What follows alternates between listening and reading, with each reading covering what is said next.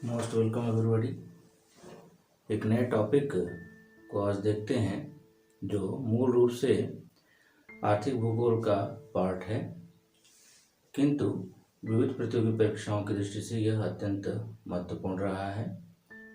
भिन्न भिन्न प्रतियोगी परीक्षाओं से लेकर के विश्वविद्यालय स्तर तक की परीक्षाओं में इसे बार बार पूछा गया है कि डी विटलेसी के कृषि प्रादेशिकरण के आधार क्या हैं, इनके कृषि प्रादेशिकरण के मूल तत्व क्या हैं और इनके द्वारा निर्धारित किए गए प्रदेश कौन कौन से हैं और उनकी क्या क्या विशेषताएं हैं, उनके कौन कौन से उत्पादन क्षेत्र हैं।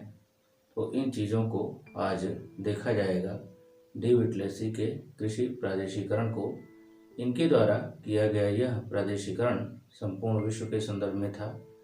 दुनिया के अलग अलग भूभागों को इन्होंने कृषि उत्पादन, फसल साहचर्य और पशुओं आदि की समग्रता के आधार पर, आदि के साहचर्य के आधार पर कृषि प्रदेशों में डिवाइड करने का, कृषि प्रदेशों में विभाजित करने का प्रयास किया और इनका यह वर्गीकरण आज भी कहीं न कहीं अत्यंत समीचीन प्रतीत होता है।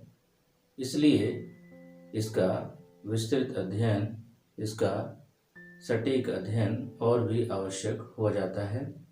तो आइए देखते हैं कि डी विटलेसी ने कौन कौन से प्रदेशों का निर्धारण किया, उनकी क्या क्या विशेषताएं हैं, उन प्रदेशों में कौन कौन से उत्पादन होते हैं। डी विटलेसी द्वारा जो प्रादेशिकरण किया गया वह वर्ष 1936 में किया गया था, 1936 में किया गया था। कई प्रतियोगी परीक्षाओं में इनके वर्गीकरण का आधार पूछा है, वर्गीकरण के मूल तत्व पूछा है। तो इन्होंने अपने वर्गीकरण में या प्रदेशों के निर्धारण में मूल रूप से 3 मेजर फैक्टर को शामिल किया। ये ध्यान रखने योग्य है। 3 मेजर फैक्टर कौन कौन से हैं यहाँ पर देखिए। प्रमुख आधार के रूप में यह दिया गया। पहला है कृषि उत्पादन, दूसरा है उत्पादन विधि और तीसरा है आर्थिक विकास। अर्थात इनके द्वारा जो कृषि प्रदेश निर्धारित किए गए उनमें जो आधार चुना गया, उन सारे आधारों में 3 आधार सबसे महत्वपूर्ण थे। कृषि उत्पादन, उत्पादन विधि और आर्थिक विकास। पूरी दुनिया में चाहे जहाँ पर भी पशुपालन कार्य किया जाता है, विविध प्रकार का फसल उत्पादन किया जाता है या कृषि संबंधी जो भी क्रियाएं की जाती हैं, उन सभी का उद्देश्य कहीं न कहीं अर्थोपार्जन होता है, आर्थिक उद्देश्य होता है। इस प्रकार अगर देखा जाए तो इनका यह वर्गीकरण कहीं न कहीं आर्थिक तत्वों को महत्व देता है, आर्थिक पक्षों पर बल देता है।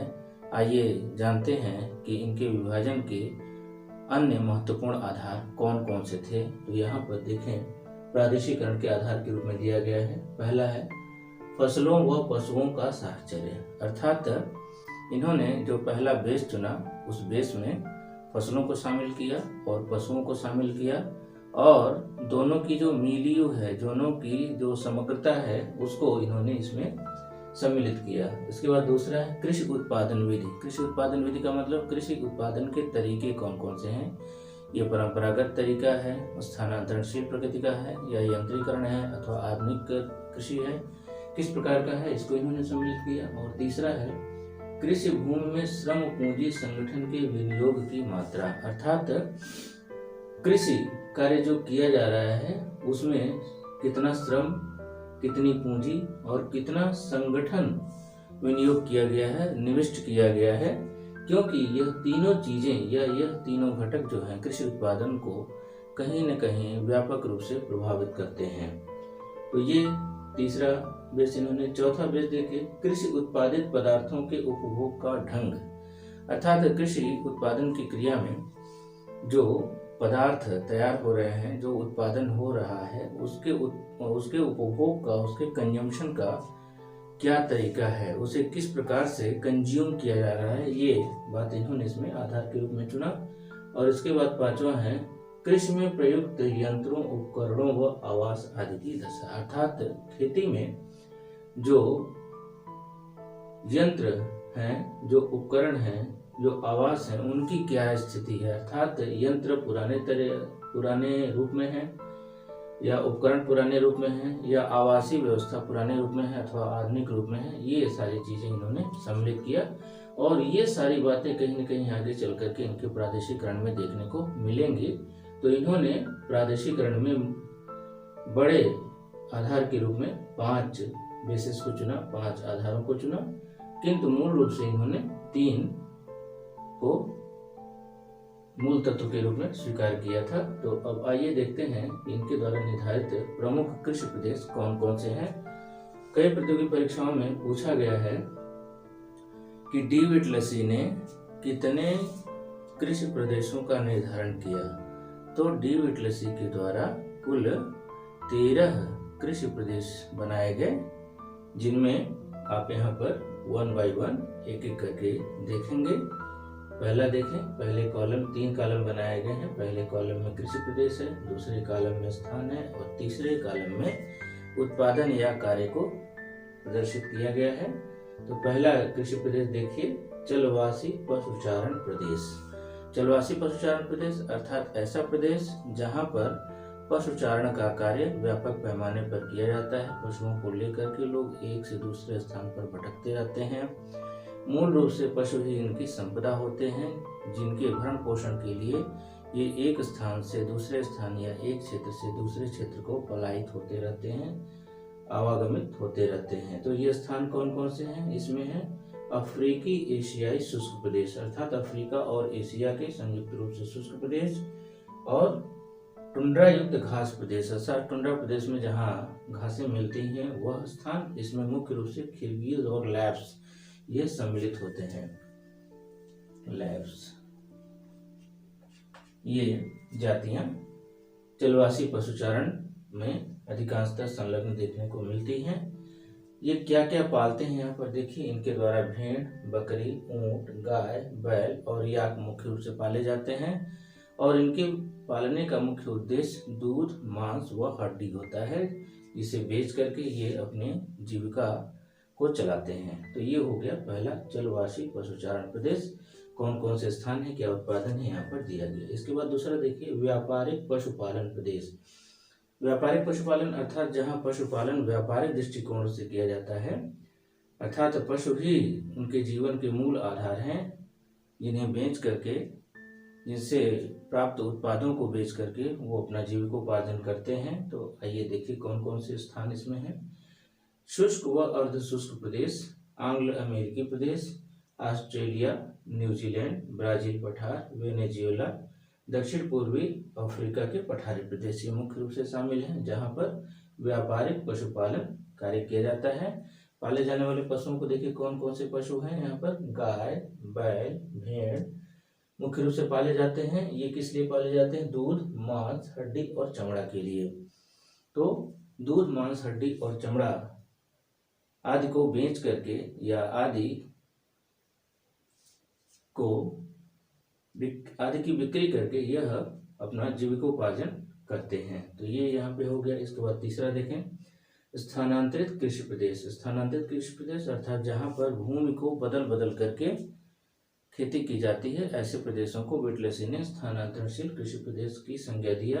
तो इसमें दुनिया के वे स्थान शामिल हैं जो मुख्य रूप से वन प्रदेश से जुड़े हुए हैं, जंगल प्रदेश से जुड़े हुए हैं। इसमें देखिए अमेरिका से लेकर के एंडीज मतलब दक्षिणी अमेरिका में, उत्तरी अमेरिका से लेकर के दक्षिणी अमेरिका तक, मध्य अमेरिका के हिस्से, दक्षिणी मेक्सिको और Sahara, Madagascar, Myanmar, Cambodia, Thailand, Sumatra, Borneo, New Guinea आदि ये महत्वपूर्ण प्रदेश हैं जहाँ पर स्थानांतरणशील खेती की जाती है। तो इसमें आप देखें कि लगभग सारे महाद्वीप शामिल हैं जहाँ पर स्थानांतरणशील खेती की जाती है। इस प्रकार की खेती में स्थान को बदल बदल करके किसी एक स्थान पर 2 या 3 साल से अधिक खेती नहीं की जाती है, फिर उसके बाद उस स्थान को छोड़ करके दूसरे स्थान पर 2 या 3 साल तक खेती की जाती है, फिर उस स्थान को छोड़ दिया जाता है। ऐसे इस प्रकार की खेती को स्लैश एंड बर्न या स्थानांतरणशील खेती कहा जाता है। तो यहाँ दिया गया है स्थानांतरणशील खेती की जाती है जिसमें पशुपालन कार्य भी होता है, और उत्पादन में जो चीज़ें शामिल है देखिए, मक्का, ज्वार बाजरा, धान, मूंग, ये मुख्य रूप से सम्मिलित हैं। मूंगफली, धान के साथ साथ मूंगफली की खेती की जाती है और कभी कभी ये शिकार भी करते हैं। तो ये हो गया स्थानांतरशील खेती। इसके बाद चौथा देखें, प्रारंभिक स्थायी कृषि प्रदेश। प्रारंभिक स्थायी कृषि प्रदेश अर्थात ऐसे कृषि प्रदेश जहां पर मुख्य रूप से स्थायी प्रकार की खेती की जाती है। ये देखें, ये इसमें कौन कौन से हैं। आर्द्र उष्णकटिबंधीय मैदानी भाग जहां जनसंख्या घनत्व अधिक है, अर्थात ऐसे भूभाग जहां पर जनसंख्या घनत्व अधिक पाया जाता है, उन स्थानों पर प्रारंभिक स्थायी प्रकार की खेती की जाती है। प्रमुख फसलें देखिए, यहाँ पर धान, मिर्च और मसाले मुख्य रूप से यहाँ के प्रोडक्ट हैं, मुख्य रूप से यहाँ के उत्पाद हैं। इसके बाद देखिए पांचवा, गहन निर्वाहक कृषि प्रदेश और छठा है चावल विहीन कृषि प्रदेश, अर्थात इसके अंतर्गत दो प्रकार के प्रदेश शामिल किए गए। ऐसे प्रदेश जहाँ पर गहन निर्वाहक कृषि की जाती है और दूसरा है चावल विहीन कृषि प्रदेश। तो दोनों का सम्मिलित रूप से यहाँ पर देखें, विश्व के समतल मैदानी प्रदेश, पठारी प्रदेश, भारत के मैदानी भूभाग और मीनम, सिक्यांग, यंगटी सिक्यांग और वांगहो नदियों के जो क्षेत्र हैं, उन स्थानों पर इन दोनों प्रकार की खेती की जाती है। और इन दोनों प्रकारों में जो मुख्य उत्पाद हैं वो चावल, ज्वार बाजरा, रागी, चना, कपास, उड़द, दलहन, तिलहन इत्यादि ऐसे प्रदेशों में मुख्य रूप से उत्पादित किए जाते हैं। तो समग्र रूप से आप कह सकते हैं कि विश्व के जो समतल मैदानी प्रदेश हैं, जो समतल पठारी प्रदेश हैं, समतल प्राय पठारी प्रदेश और नदियों के द्वारा जो विश्व की प्रमुख नदियां हैं, उन नदियों के जो मैदानी भूभाग हैं, उन प्रदेशों में इस प्रकार की खेती की जाती है। इसके बाद सातवां देखिए,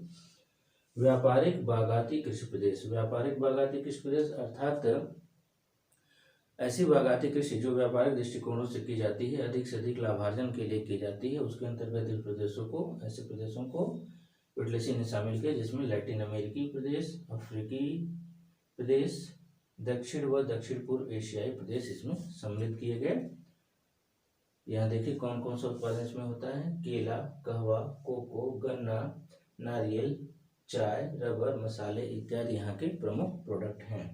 अर्थात इसमें जितनी भी चीज़ें हैं ये कहीं न कहीं व्यापारिक दृष्टिकोण से पैदा की जाती हैं। इनके कुछ देश आयात करते हैं, तो यहाँ ये जो संबंधित देश हैं ये उन देशों को निर्यात करते हैं। तो व्यापारिक बागाती कृषि प्रदेश हो गया। इसके बाद आठवां, भूमध्य सागरीय कृषि प्रदेश। भूमध्य सागरीय कृषि प्रदेश के अंतर्गत देखें कौन कौन से हैं। मध्य स्पेन, इटली, यूनान, तुर्की, सीरिया, कैलिफोर्निया, ऑस्ट्रेलिया और अफ्रीका के कुछ भाग, खासतौर से दक्षिणी अफ्रीका के कुछ हिस्से शामिल हैं। और मूल रूप से अगर आप देखें तो भूमध्य सागर के आसपास के जो प्रदेश हैं, देश हैं, वो इसमें सम्मिलित हैं। इसके अलावा दुनिया के कुछ अन्य भूभाग भी इसके अंतर्गत आते हैं, जहाँ पर रसदार फलों की खेती की जाती है। अंगूर, जैतून, अंजीर, खजूर, सब्जियां आदि इसमें मुख्य रूप से शामिल हैं। आदि का व्यापक पैमाने पर उत्पादन किया जाता है। और यह भूमध्य सागरीय प्रदेश मूल रूप से रसदार फल प्रदेश के रूप में भी जाना जाता है। दुनिया के जिस हिस्से में इस प्रकार की जलवायु पाई जाती है, वह प्रदेश अधिकांशतः रसदार फलों का उत्पादन करता है। अब नौवें कृषि प्रदेश को देखें। नौवां कृषि प्रदेश है व्यापारिक अन्नोत्पादक कृषि प्रदेश, अर्थात ऐसा प्रदेश जहाँ पर व्यापारिक दृष्टिकोण से अन्न का उत्पादन किया जाता है। इसमें दुनिया के जो बड़े घास के मैदान हैं वे इसके अंतर्गत शामिल हैं, जैसे प्रेयरी, पंपास, स्टेप्स और मरे डार्लिंग नदियों के जो बेसिन है, वहाँ पर इस प्रकार की खेती अधिकांश रूप में की जाती है। यह खेती यंत्रीकरण के जरिए की जाती है, अर्थात यंत्रीकरण के द्वारा अन्नोत्पादन किया जाता है। पूरी की पूरी खेती मशीनीकरण के माध्यम से होती है, मशीनों के माध्यम से होती है। यहाँ अधिकांशतः गेहूं का उत्पादन किया जाता है और इसके साथ ही साथ कहीं कहीं सूअर और मुर्गी पालन का भी कार्य किया जाता है। तो ये नौवां हो गया। अब 10वां देखें। 10वां के अंतर्गत व्यापारिक फसलोत्पादन व पशुपालन कृषि। इसके साथ साथ इसी में 11वें को भी ऐड किया गया है, मिश्रित कृषि फसलोत्पादक एवं पशुपालन प्रदेश। इसमें सम्मिलित रूप से जो प्रदेश शामिल हैं, जो क्षेत्र शामिल हैं, यहाँ देखें। यूएसए का पूर्वी भाग, अटलांटिक महासागर के तटीय भाग से लेकर के साइबेरिया तक का भूभाग, यूक्रेन से लेकर के फिनलैंड तक का जो प्रदेश है, जो स्थान है, जो क्षेत्र है, वो इसके अंतर्गत सम्मिलित हैं। इसमें जो शामिल उत्पाद हैं वो देखें, गेहूं, जई, मक्का, जौ, सोयाबीन, राई यहाँ के प्रमुख उत्पाद हैं। तो इन दोनों प्रदेशों का संयुक्त रूप से यहाँ पर आपने देखा। इसके बाद 12वां देखें, व्यापारिक दुग्ध पशुपालन कृषि प्रदेश।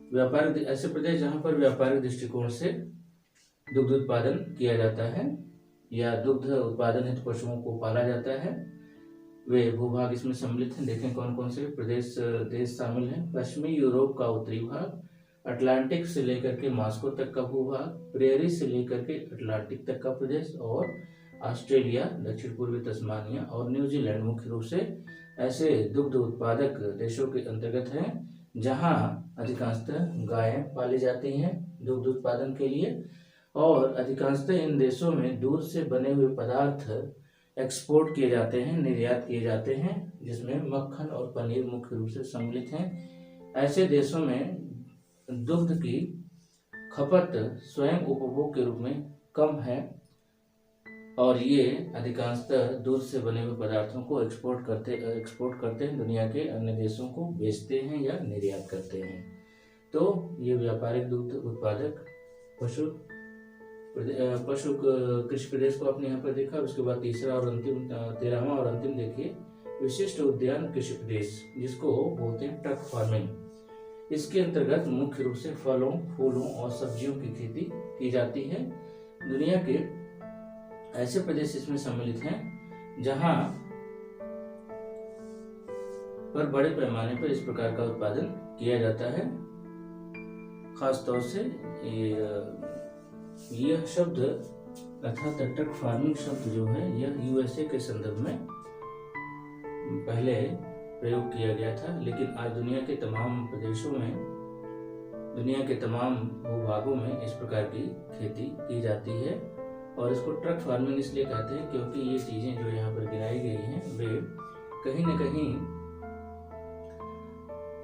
यथाशीघ्र खराब होने वाली हैं, जल्दी से जल्दी खराब हो जाती हैं। ऐसी स्थिति में इन सामानों को दूर के स्थानों पर भेजने के लिए या इन सामानों को बेचने के लिए बड़े पैमाने पर ट्रकों का इस्तेमाल किया जाता है ताकि ये खराब ना हो, ये बर्बाद ना हो। तो इसीलिए इसको ट्रक फार्मिंग कहते हैं। तो दुनिया के ऐसे भूभाग जहाँ पर इस प्रकार की खेती की जाती है, खासतौर से यूएसए, यूरोप के कुछ हिस्से और एशियाई तथा ऑस्ट्रेलियाई भूभागों में इस प्रकार की बड़े पैमाने पर खेती की जाती है। और ऐसे लघु पैमाने पर भी अगर देखा जाए तो इस प्रकार की खेती का प्रचलन दिनों दिन उत्तरोत्तर बढ़ता जा रहा है, क्योंकि यह एक प्रमुख लाभ के व्यवसाय के रूप में सामने आ रहा है। तो विशेषतः फलों, फूलों, सब्जियों की खेती करने वाले प्रदेश इसमें शामिल हैं।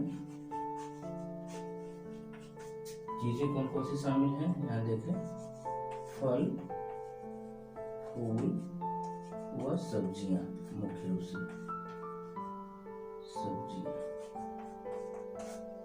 इन चीजों का उत्पादन यहाँ पर किया जाता है। तो इस प्रकार से डी विटलेसी के कृषि प्रदेशों को यहाँ पर आपने देखा, जो परीक्षा की दृष्टि से महत्वपूर्ण सिद्ध होगा, ऐसी अपेक्षा है। धन्यवाद।